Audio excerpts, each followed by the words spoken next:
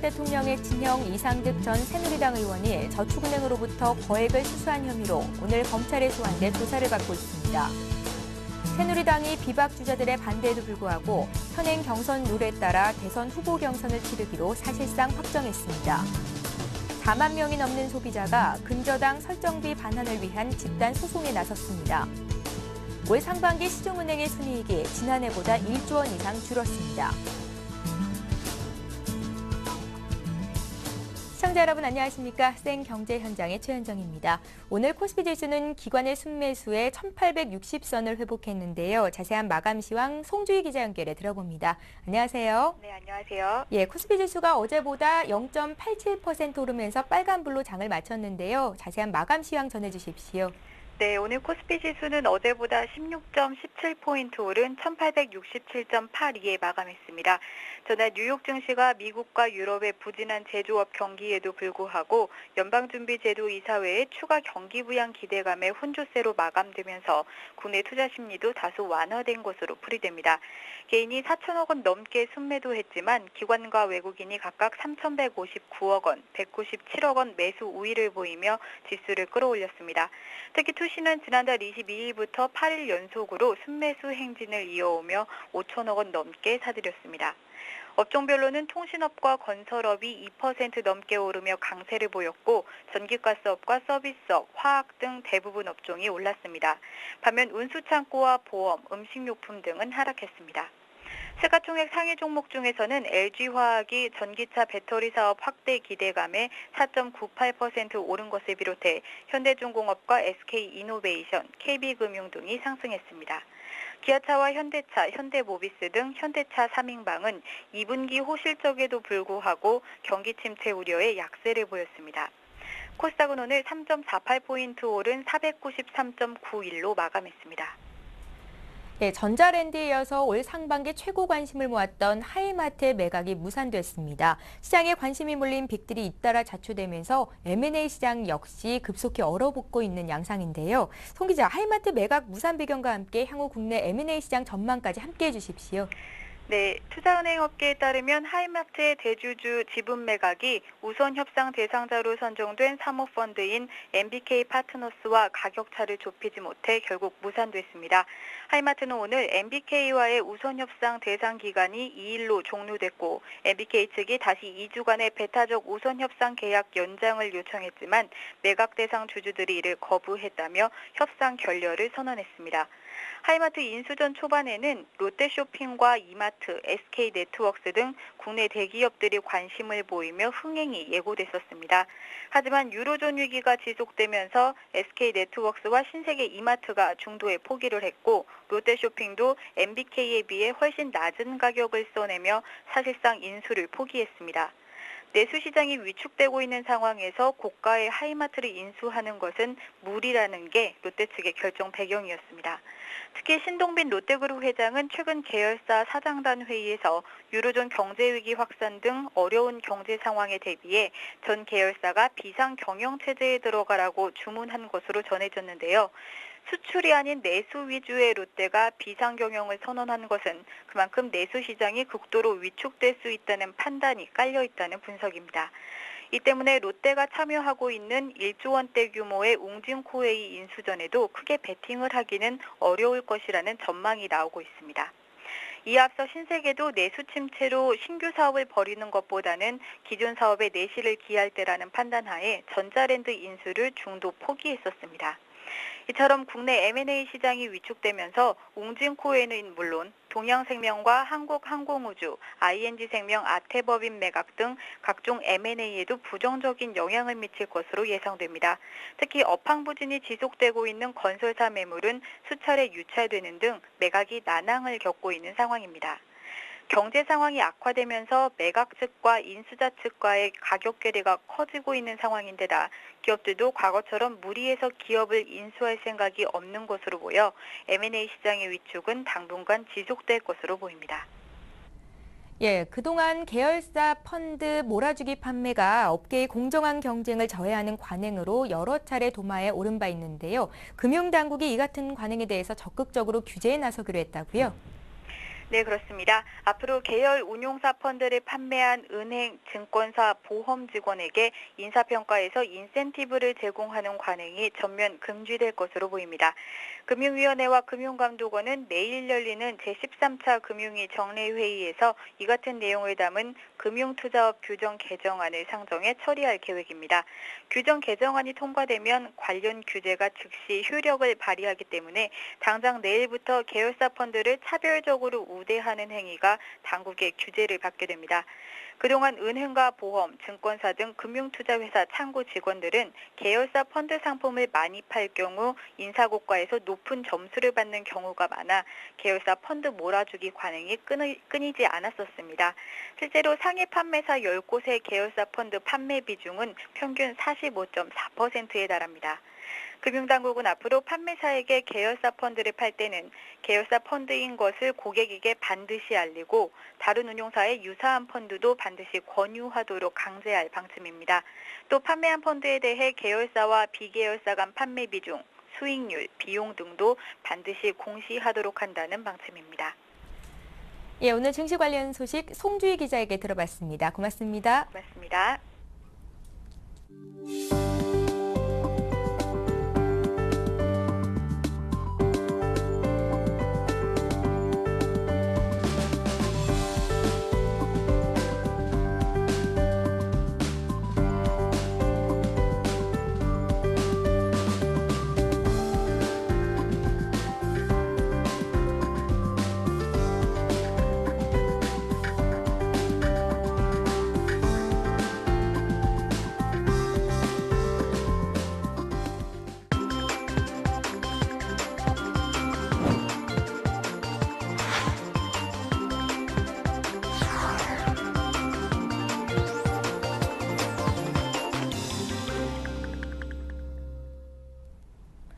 오늘의 주요 뉴스를 전해드립니다.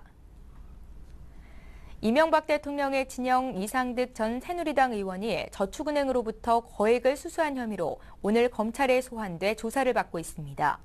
이에 앞서 최시중 전 방송통신위원장, 박영준 전 지식경제부 차관이 파이시티 인허가 비리로 구속 기소돼 현 정권의 최고 실세 3인방 모두 비리 혐의를 받게 됐습니다.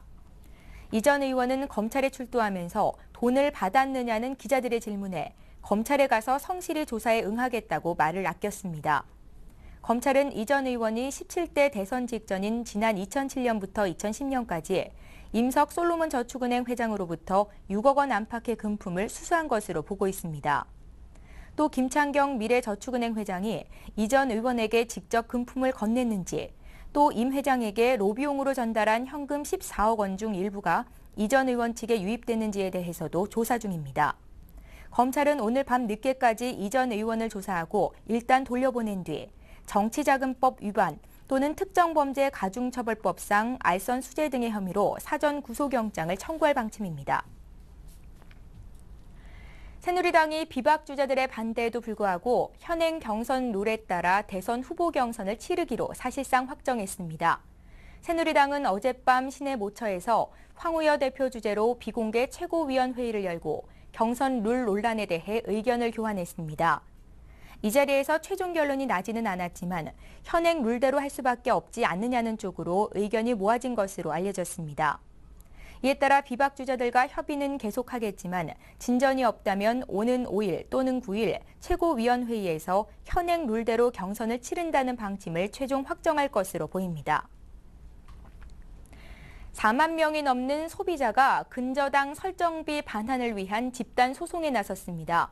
역대 집단 소송 중 최대 규모로 소송 결과에 따라 추가 소송이 잇따를 수 있어 금융권이 잔뜩 긴장하고 있습니다.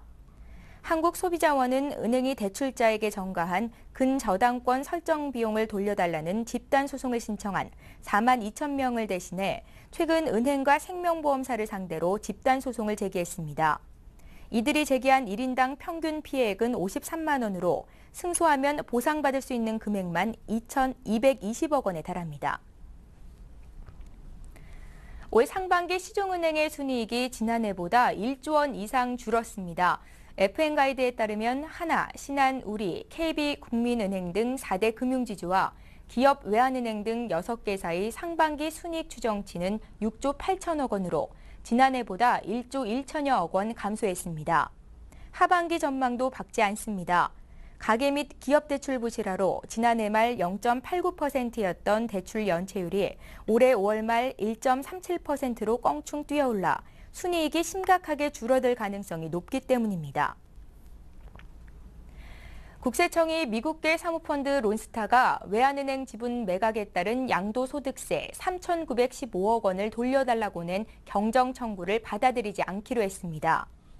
국세청은 론스타가 국내에서 오랜 기간 활동하면서 상당한 양도소득을 올린 만큼 하나은행이 원천 납부한 양도소득세를 론스타 측에 돌려줄 법적 이유가 없다고 밝혔습니다. 국세청의 경정 청구 거부로 이번 세금 전쟁은 론스타가 제기한 투자자 국가소송 제도인 이른바 ISD로 넘어갈 공산이 커졌습니다. 경기 침체로 자동차 판매가 주춤한 가운데 경차와 소형차 판매는 급증했습니다. 가격과 연비 등 유지 비용 면에서 부담이 적은 경소형차 수요가 크게 늘어났기 때문으로 분석됩니다. 완성차 업계에 따르면 올 상반기 판매된 경차는 10만 7,200여 대로 작년 상반기보다 16.4%, 소형차는 2만 5,800여 대로 45%나 증가했습니다. 전체 자동차 시장 규모가 작년보다 5%가량 줄어든 것과 비교하면 성장세가 두드러집니다. 반면 중대형차는 판매량이 28% 줄었고 대형차도 15% 감소해 차량 크기별 판매 추이는 확연히 갈렸습니다. 어제 고용노동부가 장애인 저조기업 명단을 공표했습니다. 장애인 고용은 여전히 제자리 걸음을 하고 있는 것으로 알려졌는데요. 또 장애인을 한 명도 고용하지 않은 기업도 많았다고 하죠. 오늘 관련된 소식은 사회부의 나윤석 기자 연결해 들어봅니다. 안녕하세요. 네, 안녕하세요. 이번에 발표된 장애인 저조기업은 총 얼마나 됐었는지 또 어떤 기준으로 선정이 됐는지 알고 싶습니다. 네, 먼저 이번에 명단이 공표된 기업은 지난해 말 기준 의무교육률 2.3%에 60%인 1.3%에 미달하는 기업입니다. 전체 11,873곳 중 장애인 고용률이 2.3%에 못 미친 업체는 절반이 넘는 6,016개였으며 1.3%에 미달한 업체는 전체 25.8%가 넘는 3,068개 기업이었습니다. 고용부 측은 지난 4월 초에 3,068개소에 상반기 명단 공표에 대한 사전 예고를 한 후 장애인 고용을 위한 실질적인 노력을 기울인 1,074개소를 제외한 나머지 1,994개 기업을 최종 공표 대상으로 삼았다고 설명을 했습니다. 그런데 그 1,994개 기업 중 절반 정도가 아예 장애인을 단 한 명도 고용하지 않았다는데 사실인가요? 네, 그렇습니다. 말씀하신 대로 300명 이상 근로자를 고용하고 있는 기업들 중 서울 반도체, 다음커뮤니케이션, 지오다노, 메가박스는 단 한 명의 장애인도 고용하지 않은 것으로 드러났고 명품 업체인 루이비통 코리아와 프라다 코리아도 장애인을 한 명도 고용하지 않은 것으로 조사됐습니다. 1994개 기업 가운데 장애인 고용을 단 한 명도 하지 않은 장애인 고용률 0% 기업은 956개소로 무려 47.9%나 됐습니다. 장애인 고용에 대한 우리 기업들의 인식이 정말 심각한 수준인 것으로 알려졌는데요. 기업들이 장애인 고용에 부정적인 이유가 궁금합니다. 또 장애인 고용에 대해서 강제적인 처벌 수단 같은 것은 없는지요? 네, 현재 정부는 의무 고용률을 지키지 않으면 비율에 따라 1인당 59만 원에서 95만 원의 부담금을 부과하고 있습니다.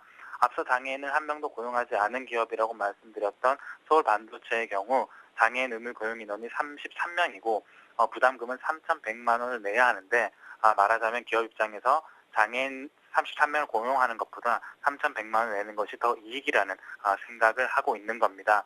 고용부 측의 설명으로는 기업들이 장애인에게 적합한 직무가 마땅치 않다는 변명을 늘어놓고 있다고 하는데요. 이건 역시 외국의 사례만 봐도 말이 안 되는 이야기임을 금세 알 수가 있습니다. 일본이나 프랑스, 독일 등의 경우 규모가 큰 기업일수록 장애인 고용률이 높은 상황이고요. 특히 프랑스와 독일은 규모를 막론하고 2.8에서 6.2%의 장애인 고용률로 국내 기업들의 수준을 훌쩍 뛰어넘고 있습니다.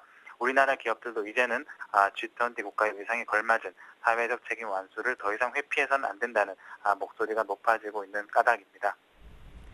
지금까지 사회부의 나윤석 기자와 함께했습니다. 고맙습니다. 네, 고맙습니다.